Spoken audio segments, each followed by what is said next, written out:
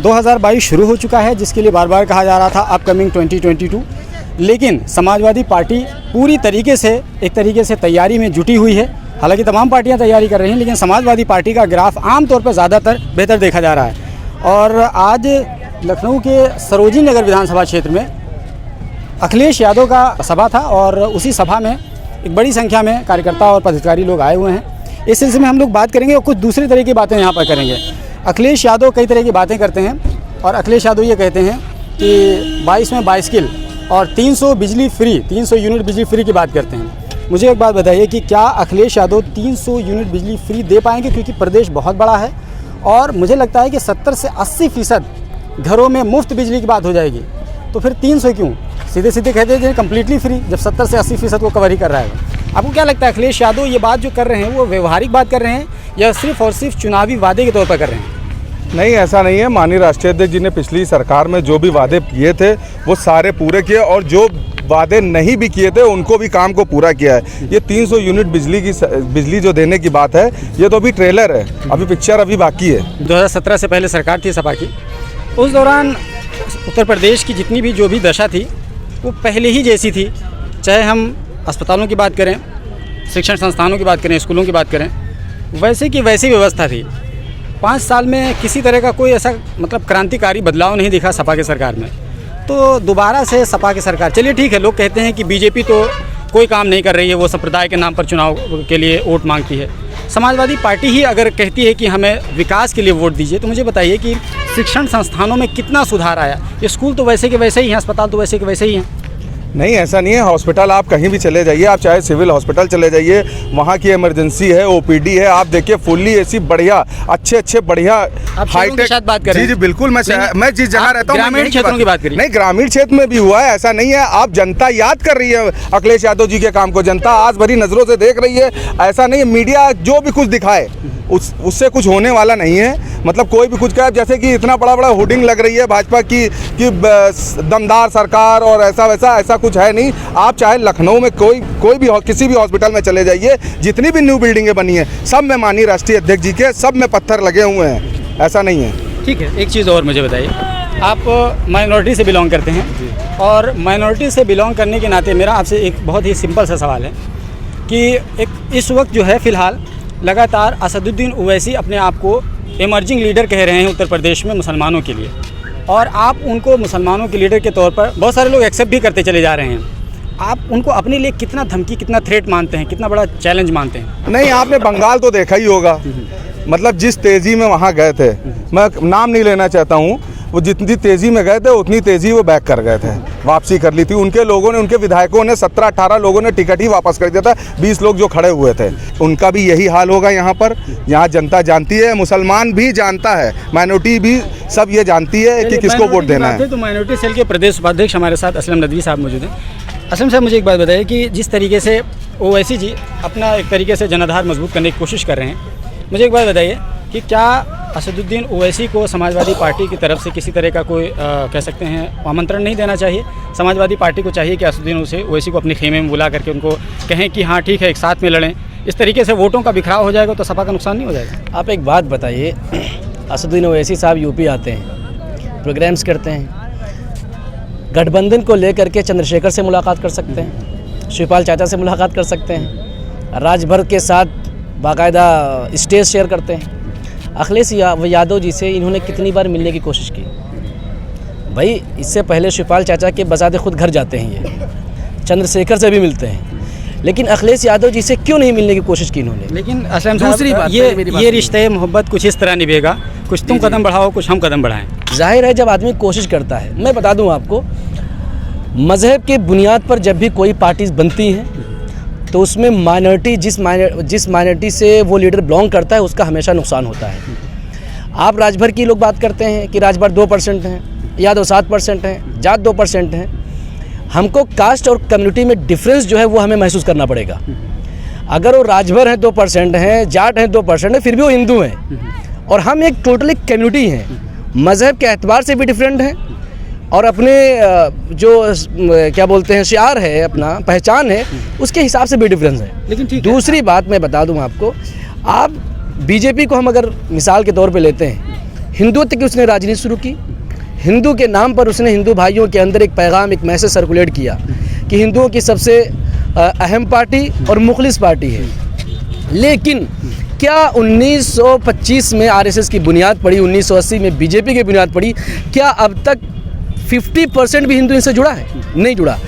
हमारे यहाँ तादाद कितनी है? सिर्फ 20%। आप यहाँ स्टेज पे खड़े होकर के सिर्फ मुस्लिम हुकूक की बात करेंगे और जब भी कोई प्रोग्राम शुरू करेंगे तो नारे तकबीर अल्लाह अकबर से शुरू करेंगे। जिस तरीके से अगर कोई हिंदू भाई खड़ा होकर के बीजेपी के स्टेज से जय श्री राम के नारे लगाता है, हिंदुत्व की बात करता है, तो हमें लगता है कि ये हमारे लिए मुखलिस नहीं हो सकता है। इसी सेंस में अगर हम गौर करते हैं, अकबरुद्दीन ओवैसी साहब या असदुद्दीन ओवैसी साहब अगर ये ऐलान करते हैं और सिर्फ मुस्लिम राइट्स की बात करते हैं तो हिंदू इनसे क्यों जुड़ेगा? दूसरी बात, हमारी तादाद 20% है। क्या किसी एक ख़ास कम्युनिटी को ले करके आप सत्ता में आ सकते हैं? जिस कंट्री में हम रहते हैं वो एक सेकुलर मुल्क है, जमहूरी मुल्क है और ऐसे मुल्क का कोई भी मज़हब नहीं होता है। बात ये कहते हैं कि जिसकी जितनी हिस्सेदारी उसकी उतनी भागीदारी। बात यह है कि असदुद्दीन ओवैसी बार बार ये नारा देते हैं और ये नारा बहुत पॉपुलर हो गया कि मुसलमान कब तक दरी बिछाएंगे सपा में। तो इस दरी वाले मुद्दे पर आप एमआईएम के लोगों को क्या कहेंगे? इस मुद्दे पर थोड़ा क्लियर। मैं बता दूं आपको, आपने अभी जुमला कहा जिसकी जितनी हिस्सेदारी उसकी उतनी संख्या भारी। 2012 में अखिलेश यादव जी ने 73 मुसलमानों को टिकट दिए, 43 जीत करके आते हैं, जिनमें से 25% मिनिस्ट्री जो है मुसलमानों को दी जाती है। इन्होंने काबीना और रियासती वजीर जो बनाए थे वो 25% दिया, बाकायदा मंत्रालय दिया। अब आप एक बताइए, आप अपने आप को कहते हैं 20% और 25% मिनिस्ट्री दी जा रही है, तो ये तो तादाद से भी ज़्यादा हो गया ना। अब आइए दूसरी तरफ, ये तो हुई इस मिनिस्ट्री के बाद, इसके अलावा अध्यक्ष बनाए किसी डिपार्टमेंट के, उपाध्यक्ष बनाए। आप एडवोकेट्स की लाइन में आ जाइए, आपको डबल एजी इलाहाबाद हाई कोर्ट हो, आपका लखनऊ बेंच हो, यहाँ पर दो डबल एजी दिया, सुप्रीम कोर्ट में मुस्लिम दिया। 25% जो भी एडवोकेट्स इसमें दिए गए। इसी तरीके से इनकी 85 स्कीम चलती थी, जिनमें से बाकायदा ये ऊपर से इंटरनी आदेश था कि 25% मुसलमानों को पूरी तरीके से उन योजनाओं, उन स्कीमों का बाकायदा फ़ायदा पहुंचाया जाए। ये तो यहाँ भी अगर देखा जाए तादाद से ज़्यादा है। एक चीज़ तो एक मेरा दूसरी बात है, दरी बिछाने की बात की। ये आजम खान साहब जैसा लीडर, अहमद हसन जैसा लीडर, शायद मंजूर कमाल अख्तर महबूब, मेरा सवाल नहीं, एमआईएम के लोग दरी बिछाने वाले, एमआईएम के लोग, ये लोग दरी बिछाने वाले लोग हैं। 43 एमएलए जीत करके आते हैं, ये दरी बिछा रहे हैं। 25% मिनिस्ट्री दी जा रही है, दरी बिछा रहे हैं। आप हैदराबाद में रहते हैं, 1927 में आपकी पार्टी बनती और 7 से ज़्यादा आप एमएलए नहीं बना पाए अभी तक। आप एक अपना चीफ मिनिस्टर तक नहीं बना पाए, डिप्टी चीफ मिनिस्टर नहीं बना पाते हैं। डिप्टी चीफ मिनिस्टर तो वहाँ महमूद अली हैं, ये हैं, लेकिन वो इनकी पार्टी के नहीं है, वो बाकायदा मुस्लिम लीडर है और दूसरी पार्टी के हैं, जो पार्टी रूलिंग पार्टी है। इनके कितने लोग हैं? 7 एमएलए से ज़्यादा नहीं। आप हैदराबाद के अगर मुसलमानों की राइट्स की बात करते हैं, उनके हुकूक की बात करते हैं, तो हैदराबाद जैसा स्टेट में आपने कितने उनके हुकूक दिलाए? आप इसकी बात क्यों नहीं करते हैं? दूसरी बात, कोई भी और रीजनल पार्टी हो सकती है, 7 से आगे आप बढ़िए। चलिए, इसके अलावा आपने जो तर्क दिए वो बिल्कुल ठीक है, लेकिन मेरा एक सवाल ये है कि आखिर ये मुसलमानों का जो नौजवान तबका है, ये उसको आप कैसे काउंटर करेंगे, उसको कैसे अपील करेंगे, अपनी तरफ कैसे खींचेंगे? आपकी बातें एक हद तक तो ठीक हैं और सुनने में भी ठीक लगती हैं, कोई एक सुनेगा, लेकिन आप खींचेंगे कैसे? प्रैक्टिकली कैसे नौजवानों को आप अपनी तरफ करेंगे? जी, आप एक बात बताइए, नौजवान वो बाकायदा स्टेज से मैसेज अपना देते हैं नौजवानों को। हम लोग भी काम कर रहे हैं फील्ड में। अब बहुत से नौजवान होते हैं, हमने मान लीजिए एमआईएम के चाहने वालों को दे दिया, अखिलेश जी ने कह दिया कि आइए हम गठबंधन करते हैं, तो उससे क्या होगा? जो दूसरी अक्सरियत है वो भड़क उठेगी, क्योंकि इनका ये जुमला, इंशाअल्लाह हम योगी को मुख्यमंत्री नहीं बनने देंगे। आप कौन होते हो भाई, मुख्यमंत्री नहीं बनने देंगे? योगी जी ने कहा मैं उनके चैलेंज को एक्सेप्ट करता हूँ, मैं बनूंगा। कल को इनको आप अलायंस में लेते हैं तो योगी जी की तरफ यही कहने लगे कि देखिए असदुद्दीन ओवैसी ने कहा था कि मुख्यमंत्री नहीं बनने दिया जाएगा, हिंदुओं देखो हमको ना बनने दिया जाए, इसलिए अखिलेश यादव ने असदुद्दीन ओवैसी को अपने साथ ले लिया। नंबर 1। फिर मेरी बात सुनिए, दूसरी जो बात की नौजवानों को लेकर के, नौजवानों के मुकाबले में बाकायदा उनके बीच में जाएंगे, उनको समझाएंगे 1927 से अब तक एमआईएम की पार्टी ने क्या किया और अखिलेश यादव की पार्टी 1992 में उसकी बुनियाद पड़ती है और अब तक मुसलमानों ने उनके लिए क्या किया है, ये कंपेयर अगर करेंगे ना तो असदुद्दीन ओवैसी साहब 10% भी नहीं कर पाए हैं 1927 में की जो पार्टी बनी आज तक अपना एक यूनिवर्सिटी नहीं बना पाए, जबकि 1982 से बराबर मुसलसल इस जिद्दोजहद में है कि हमको यूनिवर्सिटी का दर्जा हमारी यूनिवर्सिटी को मिल जाए। अखिलेश यादव ने हम मुसलमानों को 3 यूनिवर्सिटी दी हैं। इंटीग्रल किसकी देन है? आपके मोहम्मद अली जौहर जो यूनिवर्सिटी बनी किसकी देन है? ये एरा मेडिकल कॉलेज था, आज यूनिवर्सिटी का दर्जा मिल गया, किसकी देन है? इसी तरह आजमगढ़ का जो शिबली कॉलेज था उसके लिए बाकायदा वहाँ की मैनेजमेंट कमेटी को अखिलेश जी बुलाते हैं और कहते हैं कि मैं शिबली कॉलेज को यूनिवर्सिटी का दर्जा देना चाह रहा हूँ। वहाँ के लोग कहते हैं फिर हमारी हैसियत ख़त्म हो जाएगी। उनकी बेवकूफ़ी की बिना पर वहाँ नहीं बन पाया। इसी तरीके से आप सहारनपुर चले जाइए, महमूदुल हसन तिब्बिया कॉलेज बना है, किसकी देन है? इसी तरीके से आप देख लीजिए मुलायम सिंह उर्दू क्या जो ISPCS कोचिंग है, यहाँ से काफ़ी नौजवान ISPCS बन करके निकले हैं, ये किसकी देन है? आप असदुद्दीन ओवैसी साहब दिखा दें, एक दिखा दें। अरे 2-3 इंस्टीट्यूट यहाँ बता रहे हैं कि हमने इंस्टीट्यूट बना दिया, उनके ऐसे लोग प्रचार करते हैं गोया के हैदराबाद में एजुकेशनल सिस्टम सब उन्हीं का है। यहाँ पर अगर सिर्फ लखनऊ की अगर हम बात करें तो कैरियर डेंटल कॉलेज का नाम जानते हैं, कैरियर मेडिकल कॉलेज के जानते हैं, इसी तरीके से ख्वाजा यूनुस साहब के हैं इरम के नाम से। इसी तरीके से इनके बड़े बड़े कॉलेजेस हैं, लेकिन इसको सर्कुलेट नहीं करते, मैसेज नहीं फैला रहे हैं। रही बात इनके जो नौजवान हैं, हम कहेंगे ठीक है MIM के 10-15 MLA जीत गए, जीत करके आप क्या कर लेंगे?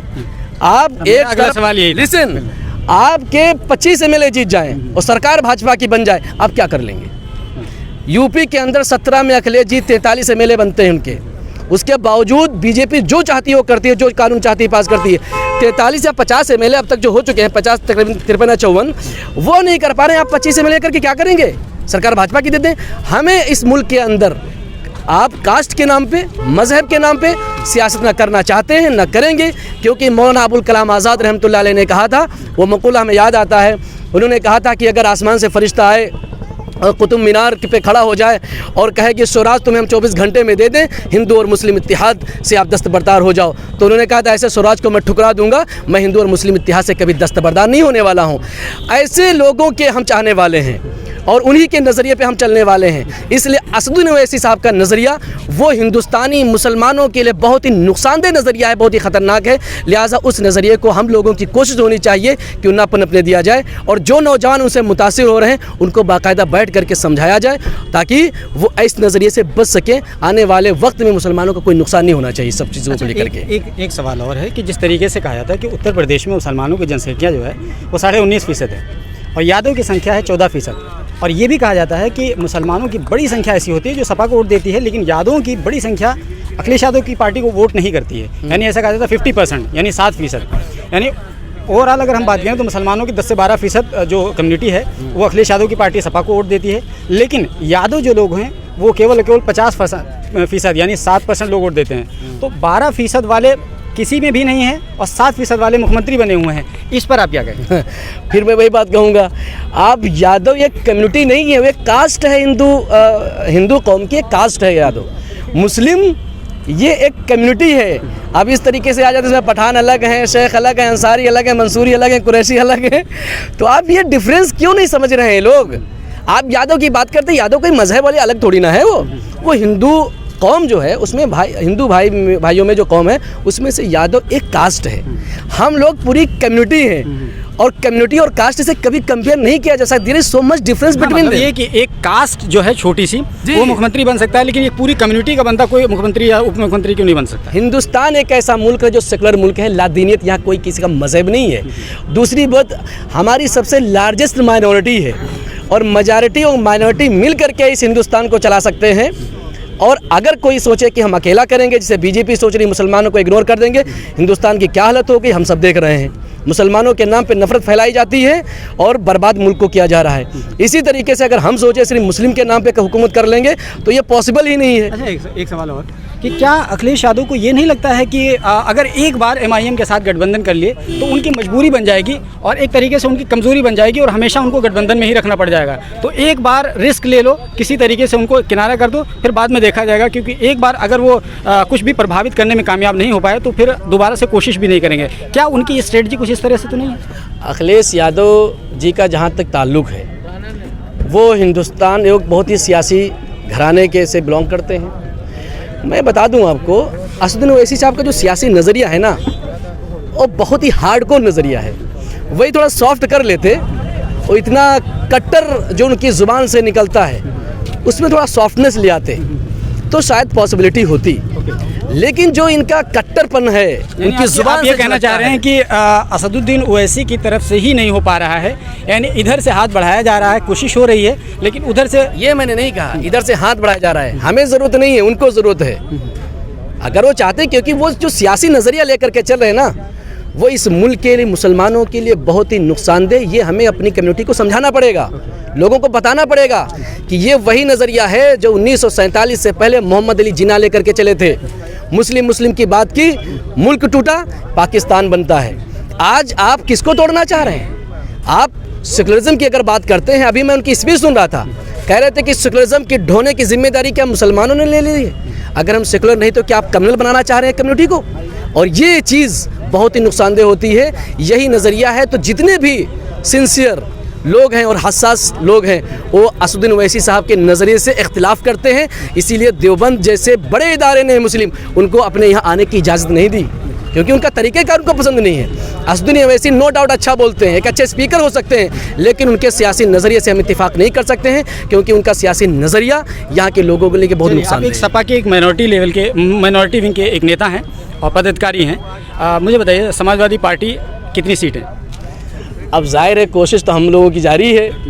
अब अखिलेश जी ने भी कहा है 400, 3 अपोजिशन के लिए छोड़ देंगे। अब कोशिश की जा रही है। अब जाहिर है फुल मेजॉरिटी से सरकार बनाने की मतलब तैयारियां चल रही हैं। तो 202 हो जाती है। अब फुल मेजॉरिटी हमने कह दिया।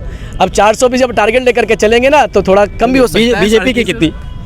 अब बीजेपी को तो अपोजिशन में तो बैठना ही होगा। एमआईएम अब जाहिर है वो सिर्फ वोट का थोड़ा बहुत ले जा सकती है, सीट नहीं निकल सकती, कोई सीट पॉसिबल नहीं है। कांग्रेस?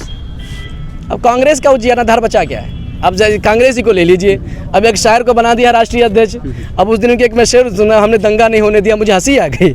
जिसकी हुकूमत में 25,000 से ज़्यादा दंगे हुए, हाशिमपुरा, मलयालम, मेरठ, भागलपुर, ये सब कांग्रेस के दौरे हुकूमत में हुए, और वो बंदा करा दंगा नहीं होने देंगे।